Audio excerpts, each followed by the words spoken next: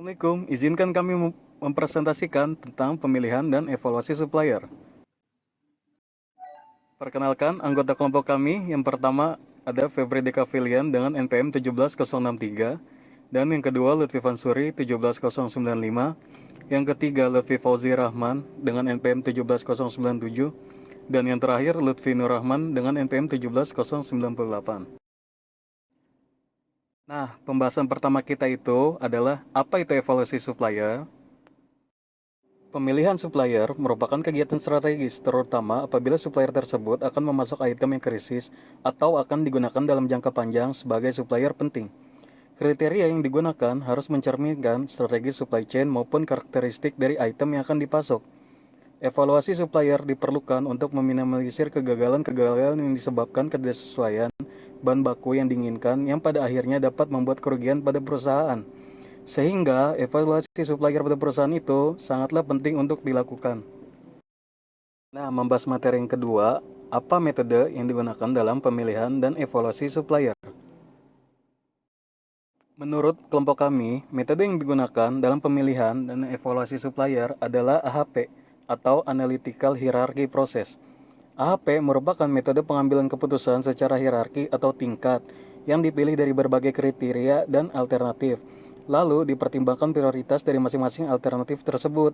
Alternatif manakah yang dinilai terbaik berdasarkan tujuan yang akan dicapai. Pada evaluasi pemilihan supplier AHP, AHP digunakan untuk menstruktur suatu hierarki kriteria menggunakan berbagai pertimbangan yang didapat dari kuesioner, serta mengembangkan bobot atau prioritas dari kriteria-kriteria yang ada sehingga supplier terbaik akan diketahui. Membahas materi yang ketiga tentang metodologi pemilihan dan evaluasi supplier. Yang pertama dijabarkan adalah tentang langkah-langkah AHP. Dimulai dengan menata elemen masalah dalam membentuk hierarki, kemudian membuat perbandingan berpasangan antar elemen. Yang pertama, dijelaskan tentang menentukan tujuan HP itu tersendiri secara keseluruhan. Yang kedua, mendefinisikan persoalan dan merincikan pemecahan yang diinginkan. Yang ketiga, merupakan menentukan orang yang memberikan kontribusi dalam pengambilan keputusan. Yang keempat, menentukan kriteria-kriteria yang perlu dipertimbangkan untuk mencapai tujuan AHP. Yang kelima, menentukan subkriteria yang berada di bawah tingkat di bawah kriteria. Yang keenam, menentukan alternatif-alternatif yang digunakan untuk mencapai tujuan. Yang ketujuh, membuat suatu matriks perbandingan berpasangan antar elemen.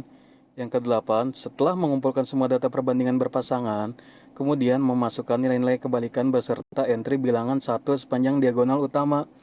Nah, sampai pada langkah terakhir adalah menentukan bobot masing-masing elemen berdasarkan matriks berpasangan dan melakukan uji konsistensi rasio. Rasio konsistensi hierarki yang digunakan harus 10%. Apabila konsistensinya lebih dari 0,1, maka diperlukan pengumpulan data ulang. Nah, sampai padalah kita membahas kriteria. Kriteria-kriteria yang menjadi pertimbangan di dalam pemilihan supplier adalah manajemen lingkungan, QMS, kemampuan supplyability, quality performance, dan price.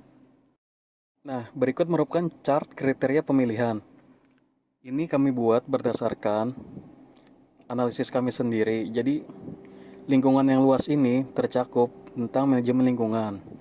Yang kedua adalah sistem manajemen kualitas. Yang ketiga, kemampuan supplyability. Yang keempat, quality performance. Dan yang kelima, harga. Jadi, di chart pemilihan ini, yang terpaling ataslah yang merupakan hal yang terpenting dalam pemilihan supplier. Karena pada dasar yang contoh kita dapat, price merupakan kriteria atau bobot yang paling bagus untuk diuji tentang evaluasi supplier. Nah, sampai pada data yang diperlukan. Apa sih data yang diperlukan? Data yang diperlukan di sini dimaksudkan adalah data yang diperlukan dalam menentukan penilaian evaluasi supplier berdasarkan metode AHP. Yang pertama, kita bisa lihat adalah identifikasi kriteria evaluasi supplier. Berdasarkan hasil wawancara dengan pekerja, pada awalnya proses supplier dilakukan dengan image supplier. Selanjutnya, menambah supplier bahan sebagai cadangan apabila terjadi pada proses pembuatan. Percobaan terhadap bahan serta digunakan untuk memperluas pemasaran bahan. Proses penilaian supplier dilakukan dari masalah yang ada. Nah, yang kedua adalah identifikasi perbedaan supplier. Berdasarkan kriteria evaluasi supplier, telah diketahui faktor-faktor yang dijadikan kriteria penilaian supplier, yaitu harga, quality performance, kemampuan supplyability, sistem manajemen kualitas, dan manajemen lingkungan. Yang ketiga adalah identifikasi biaya-biaya yang berkaitan dengan kriteria evaluasi supplier. Biaya yang dimaksud adalah sejumlah uang yang dibebankan kepada perusahaan baik secara langsung maupun tidak langsung yang menyebabkan kerugian akibat ketidaksesuaian barang masing-masing, kriteria dan subkriteria. Pada proses pengolahan data, dibagi menjadi 4. Yang pertama adalah identifikasi tipe quality loss function, masing-masing kriteria evaluasi supplier.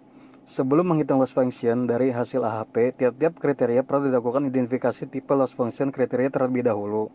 Yang kedua, menghitung loss function masing-masing supplier. Menghitung loss function masing-masing supplier yaitu dengan hal sebagai berikut: menghitung harga, menghitung kualitas, menghitung kemampuan supplyability, menghitung sistem manajemen kualitas perusahaan tersebut, dan menghitung manajemen lingkungan. Yang ketiga, menghitung bobot masing-masing kriteria evaluasi supplier.